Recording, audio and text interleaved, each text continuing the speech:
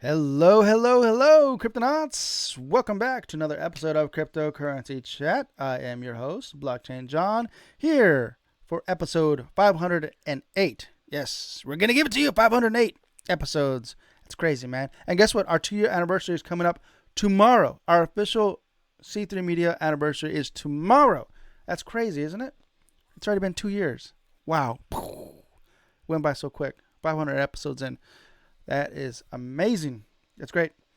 Anyways, all's good. Let's go ahead and get started with the first news of the day. What's today? Today is the 19th. Yeah, April 19th. There we go. It's right here. April 19th. Okay, perfect. Helium completes Solana migration, minting nearly 1 million NFTs in the process. Yeah, if you guys don't know by now, we've talked about it several times in the past, but today is the day they finally got it migrated over, and it seems to be a success. And it was affordable. Affordable. Let me go ahead and read this little part here. Crypto-fueled wireless network Helium has successfully completed its anticipated migration from its own Layer 1 blockchain platform to Solana. Helium founders and backers see potential for Solana to unlock additional use cases around the network, which may be facilitated by mass-scale NFT mint tied to the migration. As part of the migration process, an NFT is being minted to represent each physical hotspot node running on the Ethereum network, ultimately tallying over 991,000 Solana NFTs. Hotspot owners will claim their respective NFTs when they log into the wallet tied to the hotspot, and owners can still transfer or update hotspot locations as they please. That's great, because before it wasn't like that. Once you tether your hotspot to this location, to one location, that's it. It stays there. You got to pay a fee, and a hefty fee, to move it to a different location, which that's kind of dumb. Like, hopefully they from what it sounds like, and owners can still transfer or update hotspot locations as they please. I'm assuming that it's free. Maybe they take a fee. I don't know, but I'm hoping that it's free, considering that they're not on Solana, or it's extremely affordable. How about that? All right. Let's see here. I'm going to scroll on down because they do talk about the price here. So here we go. According to the Solana Foundation, the process cuts the estimated cost of minting 1 million NFTs to about $113 worth of SOL as of April 5th, compared to an estimated $253,000 worth of Solana using Solana without compression tech, or about $32,800 worth of Matic on Ethereum scaling network Polygon. All right, now, minting that many NFTs on the Ethereum mainnet would cost creators an estimated $33.6 million. Wow, that's amazing. That's a huge gap from $113 to $33.6 million. That's crazy. That's crazy. They saved so much money right there. Solana's NFT compression features potentially provides creators and brands a way to serve up large amounts of NFTs to a broader audience without a significant cost attached. That's beautiful. Beautiful, beautiful, beautiful. All right, so Helium's migration to Solana was approved via a community vote on September 2022. I remember that. Yep, that wasn't too long ago. And ever since then, they've been working on it, trying to make it migrate over, and today is that day. All right. So the original Helium LoRaWAN network, which provides connectivity for the lightweight Internet of Things, IoT devices like sensors and trackers, makes up most of the vast majority of hotspot tally. Hotspot operators share their home or business internet with bandwidth to power global networks and earn tokens for participating in the network. Yes.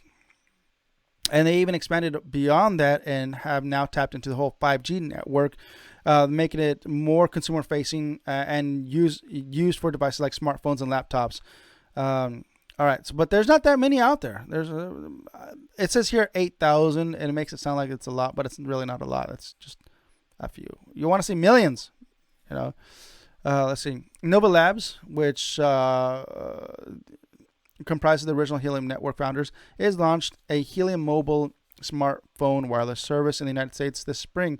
Yes. So since they're partnered up, I think so. Yeah, we just talked about the Solana saga, right? Solana saga.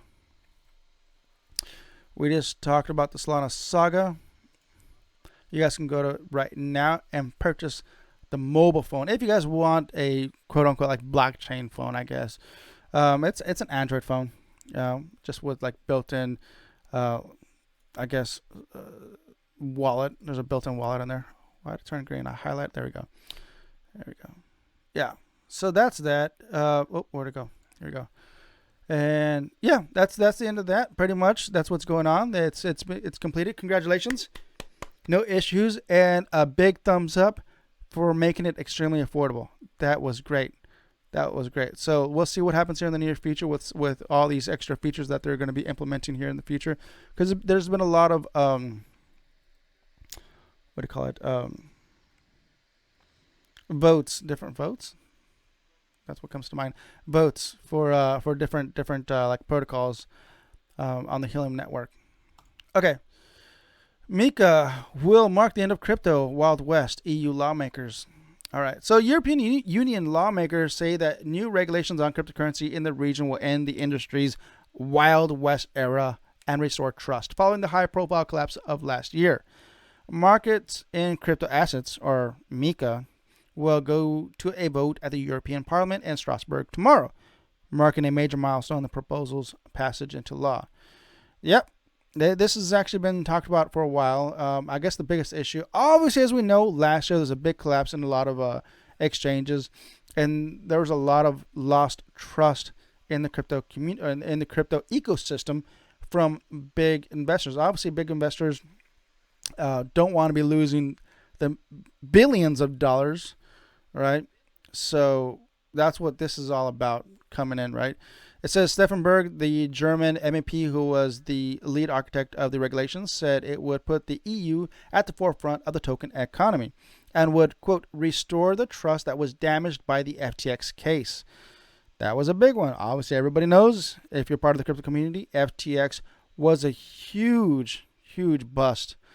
And it hurt a lot of businesses. It pretty much pulled down the whole ecosystem. It's recovered since, but that's something that is going to be scarring for life. All right, let's see. Politicians voiced concerns. While around a dozen parliamentarians voiced their support for the proposal, there was also some dissent and pushback. Irish MEP Chris McManus said that he backed MiCA because of its emphasis on transparency and consumer protection, but that his own opinion on crypto is not high. You're not going to make everybody happy. Obviously, you know, if you're not part of the crypto ecosystem, you don't like crypto, then so be it. But having businesses and exchanges be more transparent on what they're doing, hey man, I'm all for it. Let's do it. You know, and obviously protect the consumers, protect the investors from rug pull scams and collapses like this. This is one of those things that's really stupid. Should not have happened. But everybody ignored what was going on with on the inside. Obviously, nobody knew what was going on with FTX on the inside. Now we know, and this is something that should not be repeated. And we should definitely protect our future generations that are going to be joining the crypto space, because it's going to eventually end up merging, right? That's the way I see it. Crypto and fiat, they're going to end up becoming one interchangeably, especially with the whole global governments coming out with their CBDCs. It's basically inevitable. Everybody's going to have to, not have to, or is going to adopt crypto one way or another, whether they know it or not. All right, so let's see here. Let's see.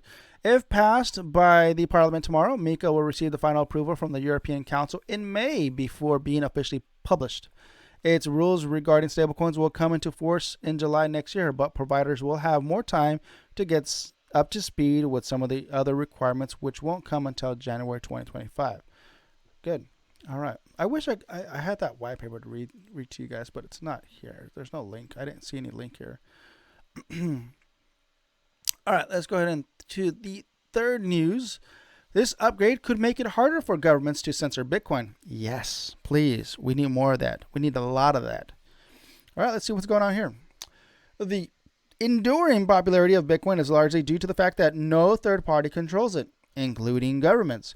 But even if that's the case, the currency's developers are constantly mulling over how powerful entities could poke holes in the technology, attack it, or bend the rules.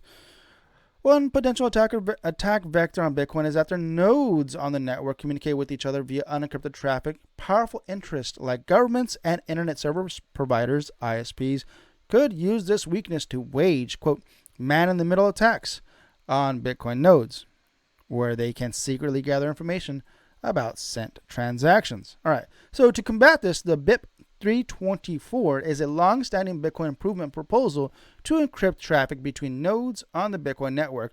This makes network metadata, like the location a transaction is coming from, more private, making it harder for snoops to spy on what users are doing. The project was revived by 2021 Bitcoin Core developer Dhruv Mehta, following up the work done by former Bitcoin Core maintainer Jonas Schnelly over the years. Cool. So pretty much what's happened as of this writing, the code is already written.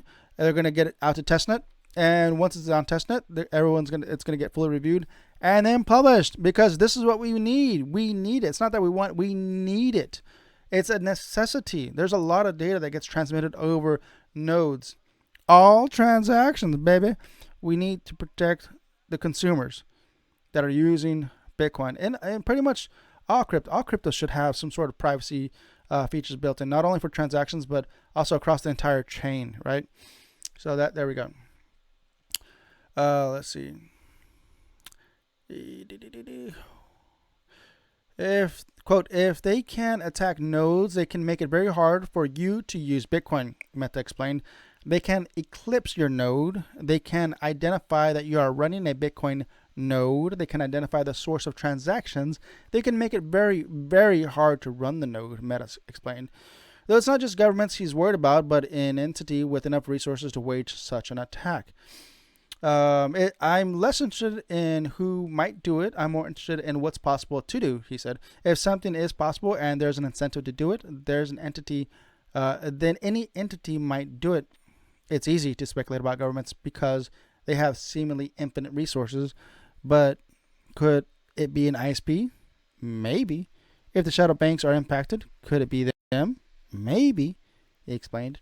Well, there you go. Protect the consumers. Protect that data, the metadata. Protect transactions. We need more privacy. There you go. All right. So raising the bar. Let's see. BIP 324 will fully prevent these sorts of attacks. Will end full stop with BIP 324. Bitcoin is a permissionless system. Anyone can just, okay, we got that.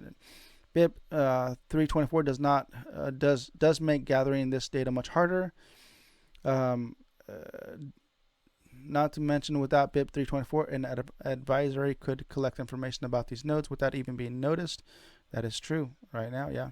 Implementing BIP 324, which implemented, will make Bitcoin stronger, even if it doesn't wipe out the attack vector completely.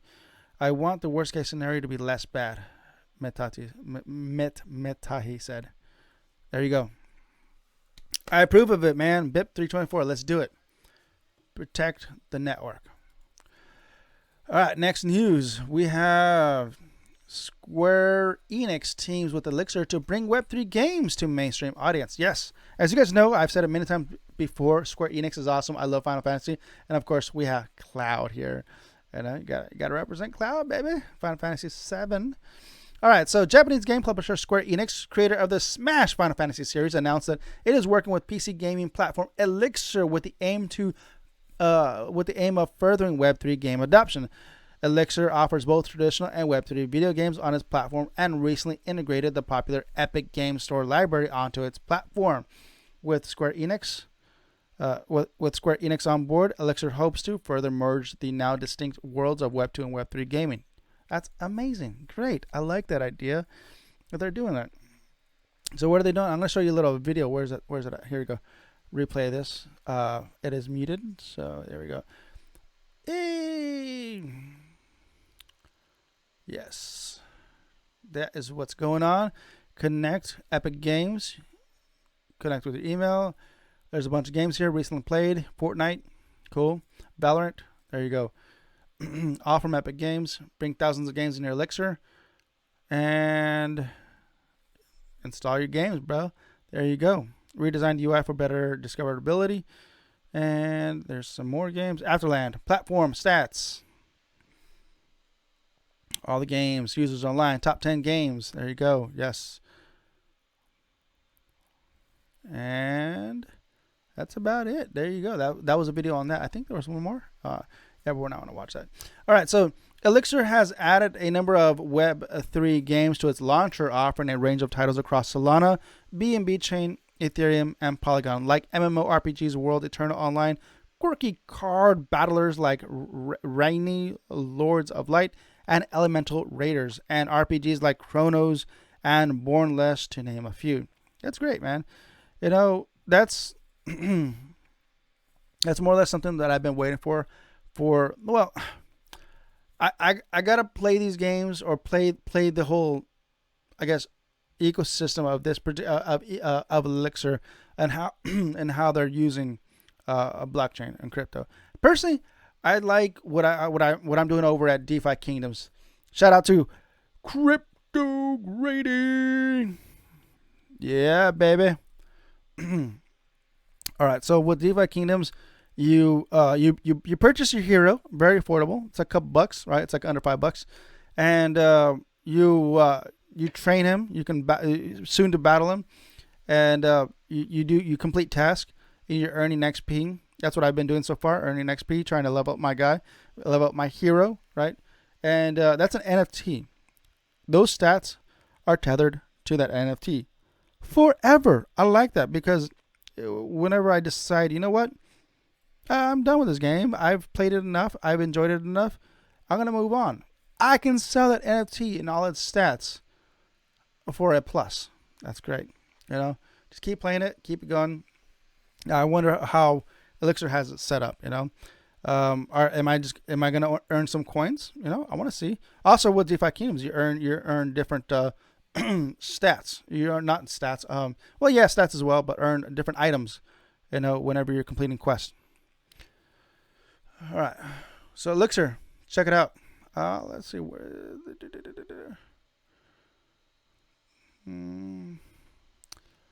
What is their website? Let's go to their Twitter here real quick. Elixir Gaming Launcher. And I'm assuming they're going to have a link here. Yeah, elixir.app. There we go. Elixir.app.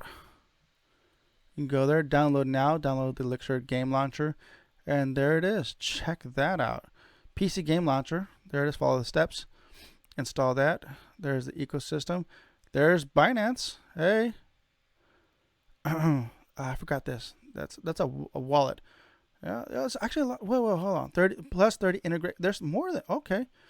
Hold on a second. We integrate services from wallet systems, anti-cheat. Okay, cross platforms. Oh, hold on. Okay, sure.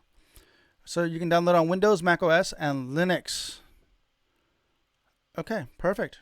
Let's move on to the next news. We have crypto wallet firm Trezor adds privacy-enhancing CoinJoin features to Bitcoin transactions. Awesome. We were just talking about privacy. Guess what? Trezor has done it. Hardware wallet manufacturer Trezor today rolled out a new privacy feature for its devices. First teased last year, the new CoinJoin feature became possible thanks to Trezor's collaboration with Wasabi Wallet, a privacy-focused Bitcoin wallet that specializes in the precise piece of technology. Bitcoin CoinJoins are a privacy-enhancing technique that allows multiple users to pull their Bitcoin inputs, unspent transaction outputs, or UTXOs into a single transaction and to receive the same amount of Bitcoin output, but with different addresses. Now, if you don't know what I just read, basically what happens is you're using a mixer, right? You're using a mixer service. That's what CoinJoin is. It's a mixing service for Bitcoin, right? So you say, for example, you input a half of Bitcoin, right? 0.5 Bitcoin into CoinJoin. Boom. That UTXO, every transaction has a UTXO tethered to it. That's how people can trace the transactions, right? They trace the transactions through UTXOs, unspent transactions, outputs. But if you put it into the mixer what it does is that it takes that Bitcoin and plugs it into a new UTXO that has no affiliation with the previous UTXO. So it mixes it, and then once it spits it back out, your zero point 0.5 Bitcoin, it has a fresh UTXO that has absolute no connection or history attached to the previous UTXO that you inputted. That's a mixer. That's how it works. And guess what? Now you can use it on your Trezor device. So if you have a Trezor device, you now have CoinJoin service. Or download the Wasabi wallet. You can use that now. It is on mobile devices. I think there's even a web wallet. Let me check here real quick. Web wallet. WasabiWallet.io. Download. Yeah, so you could download. I don't. It's not. What do you call it? Web-based. Windows 10 plus, and iOS, Apple, Ubuntu, Debian, and Linux. All right, there you go. But you can download your Wasabi wallet. That's great. And use the mixer built into it. Okay, where are we at? Here we go. Let's see. The CoinJoin feature is available on Trezor wallets through a simple click on the anonymize button. After selecting the number of CoinJoin rounds, which enhances privacy with each additional round. That's another thing I forgot about the CoinJoin.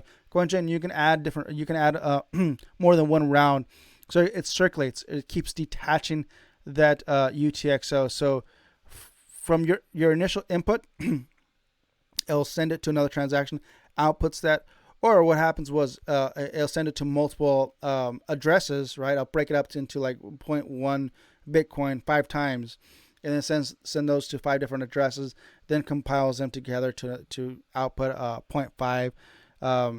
And those are not traceable per se. But if you want to continuously circuit rounds to make sure that there's no possibility of being traced, there you go. You can do that. All right, who needs to CoinJoin their Bitcoin? The CoinJoin technique addresses multiple privacy concerns that arise due to the inherent transparency of Bitcoin, often mistakenly referred to as an anonymous payment network. It is not anonymous. We know that.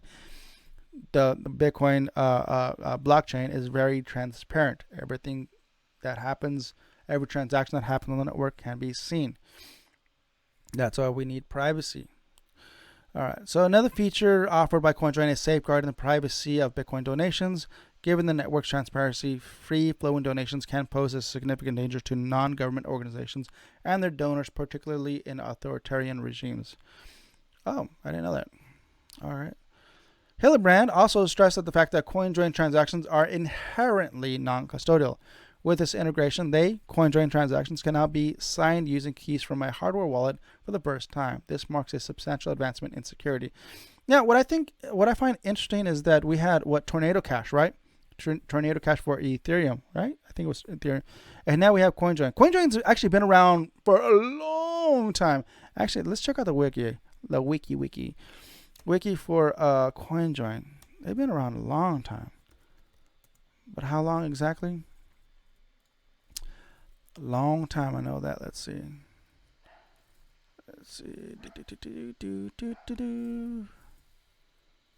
Oh, come on. It's not what I'm looking for. Come on, CoinJoin. CoinJoin wiki. There we go. Maybe this one. When was it made? It's been a while. There you go. CoinJoin was proposed by researchers in 2014. All right, 2014. So it's been around for a while. Quite a while. There you go. So there you go. If you have yourself a Trezor, enjoy the new feature of CoinJoin. All right, last news of the day. SEC labels Algorand and 5 other tokens as securities in Bittrex lawsuit. What? Yes, it's true. The SEC. Uncle Gary is hidden again.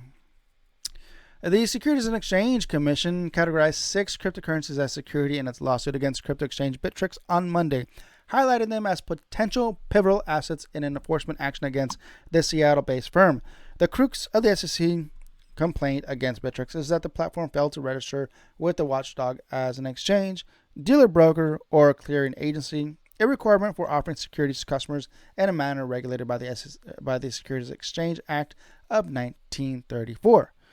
All right, let's scroll on down. Let's see. The tokens listed as examples of crypto's asset securities are OMG Network, Dash, Monolith, Naga, Real Estate Protocol, and Algorand. The agency even says there will likely be more, describing the lineup as, quote, non-exhaustive list. All right. So of the tokens included in the lawsuit, Algorand is by far the largest market capitalization with a total valuation of around $1.6 billion, according to CoinGecko. That's pretty good, if you ask me. All right, so here's Uncle Gary. So this is the problem. So everybody, after that happened, Twitter obviously caught wind of that. And they said, hey, Uncle Gary is actually shilling Algorand. And here's a video of Uncle Gary. Let's see if I get flagged. It's not music. I think it's around here. I don't want to get flagged. We'll try that. Let's see what happens. Huh? Hello? Is it gonna play? Come on, Uncle Gary. Play. Oh, all of a sudden, Uncle Gary, you're gonna. Come on, now the video's not gonna play? Really? Really? Let's refresh the page. Now I want to watch this. I feel like I'm being censored. You guys are censoring me now. Come on, Uncle Gary. I want to show everybody what you said. Now, where's the video? The video's been removed. What? There it is. Governance is top. Sylvia McCally's Algorand, who's a there it is. Sylvia McCally's Algorand, who's a Turing Award winner at MIT. That I. He was shilling it. There it is. Okay, I just wanted to play a couple seconds of that. Okay, that was that. So now the question is, since Uncle Gary is shilling Algorand, what's gonna happen? I mean, what's a backlash? Let's see. It strikes me. Here's a quote. It strikes me as very similar to the Wahi case, he said, referring to the SEC's insider trading lawsuit brought against former Coinbase product manager Ishan Wahi and the two others last year. Quote, they're making claims that tokens are securities without suing the actual token themselves. Ah, there you go. All right. So here's another quote. In promoting the Algo token sale, the Algorand Foundation tied the potential growth of the Algorand blockchain to the potential demand for the Algo token itself and to its own commitment to preserving the price floor for Algo, the lawsuit said. All right. Let's just wrap this up here with this last quote. I don't think these claims could survive a challenge in court, Verrett said. I think parties will settle and won't get a final answer. And that's why the SEC is making these aggressive claims. Of course. They've been doing that for years. Come on now. Jeez. Man.